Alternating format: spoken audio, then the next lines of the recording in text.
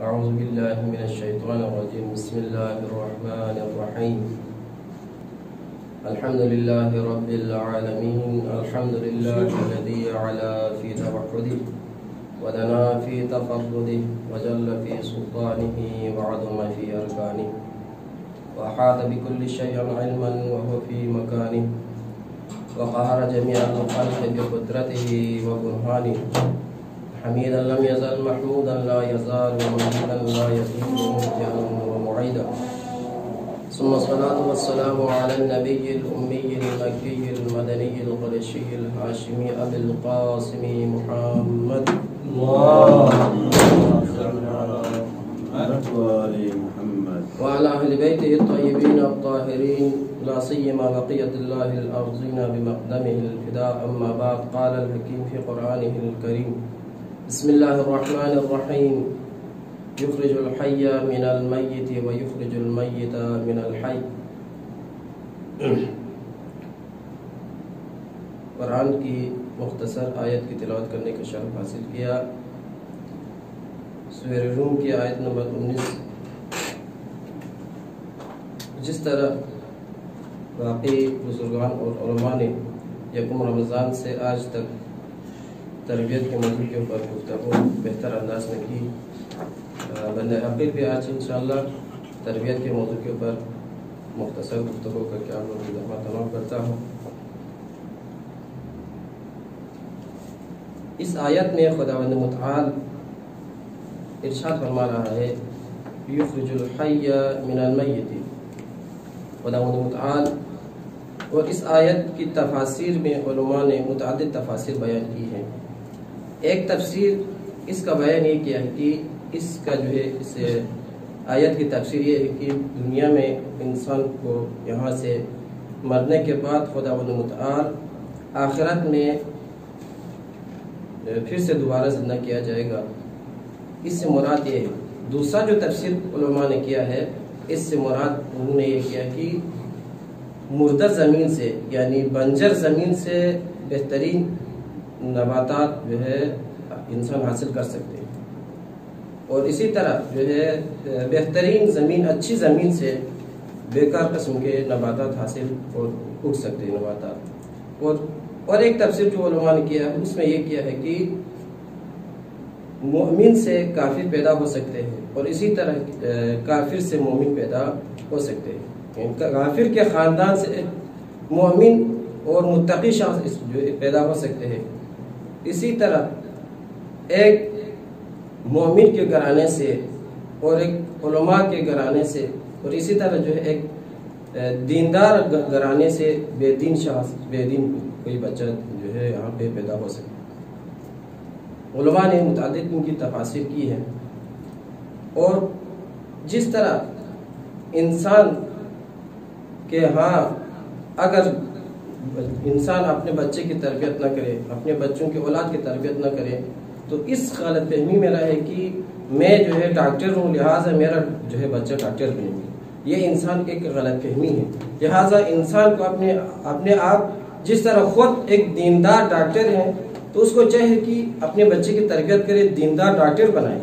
اگر آپ اپنے بچے کی تربیت نہیں کریں گے تو یہ ممکن نہیں ہے کہ بچے کی تربیت نہ کرے اور آپ یہ اس غلط فہمی یہ سمجھ کے بیٹھے کہ جو ہے بچہ بھی مجھ جیسا دیندار ڈاکٹر بنیں گے. نہیں، بلکہ ڈاکٹر بنیں گے لیکن تربیت نہ ہونے کی وجہ سے چور جو ہے ایک ڈاکٹر تو بنیں گے لیکن چور ڈاکٹر بنے گا.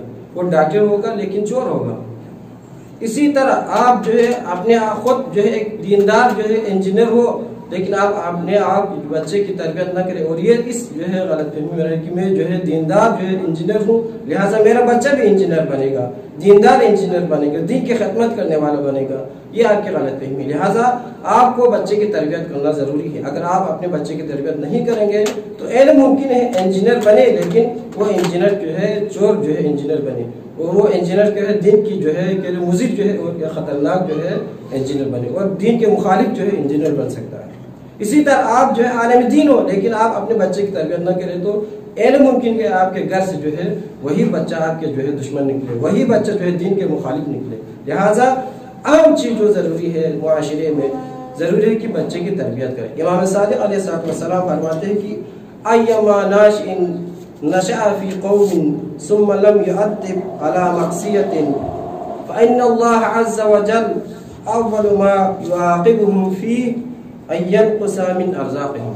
امام علیہ السلام فرماتے ہیں کہ کسی قوم میں اگر کوئی بچہ پرورش پائے اور اس کی اگر صحیح تربیت نہ کرے تو خداوند متعال ان کے لیے عقاب کے طور پہ سب سے اول اور سب سے پہلا جو عذاب جو ہے خداوند متعال اس قوم پر نازل کریں گے وہ کیا ہے؟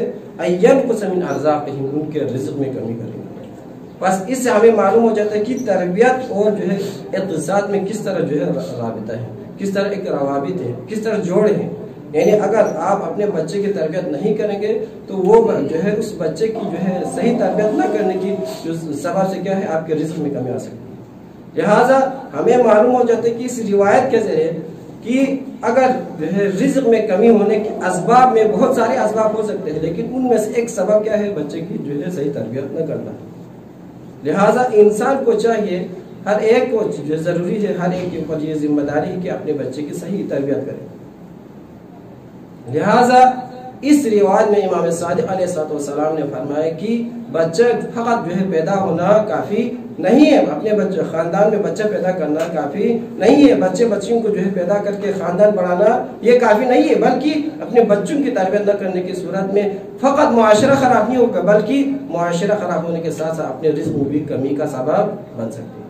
اور ایک روایت میں پیغمبر اکرم صلی اللہ علیہ وآلہ وسلم فرماتے ہیں کہ لَأَن يُؤَدِّبَ الرَّجُلُ وَلَدَهُ خَيْرَهُ لَهُ مِنْ أَن يَتَصَدَّقَ سَاعًا فِي كُلِّ يَوْمٍ۔ رسول اکرم فرماتے ہیں کہ ہر کوئی شخص اپنے بچے کی اگر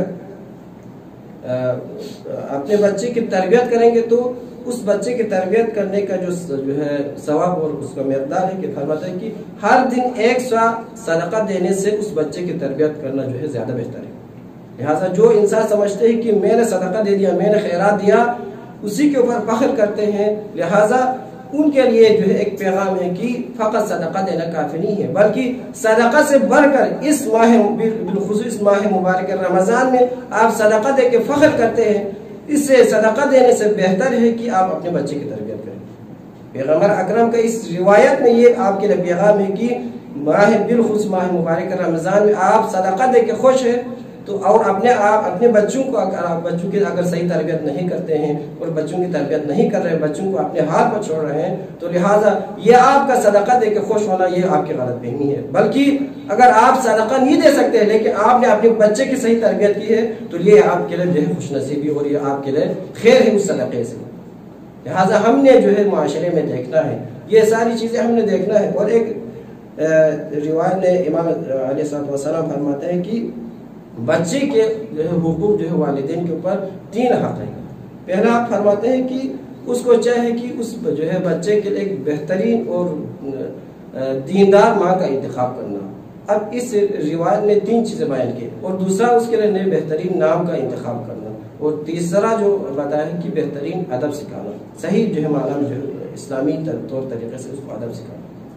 اگر دنیا میں اگر اس روایت کے ذریعے ہمیں معلوم ہو جاتا ہے کہ امام صادق علیہ السلام فرماتے ہیں کہ سب سے پہلے تربیت کہاں سے کرنا، آپ کی جو ہے شادی کرنے سے پہلے وہاں سے جو ہے تربیت کا جو آغاز شروع ہو جاتے ہیں۔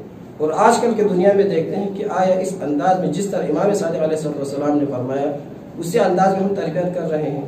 اگر نہیں کر رہے تو ہمیں چاہیے کہ امام صادق علیہ السلام کی اس قول کے اوپر ہمیں عمل کرنا۔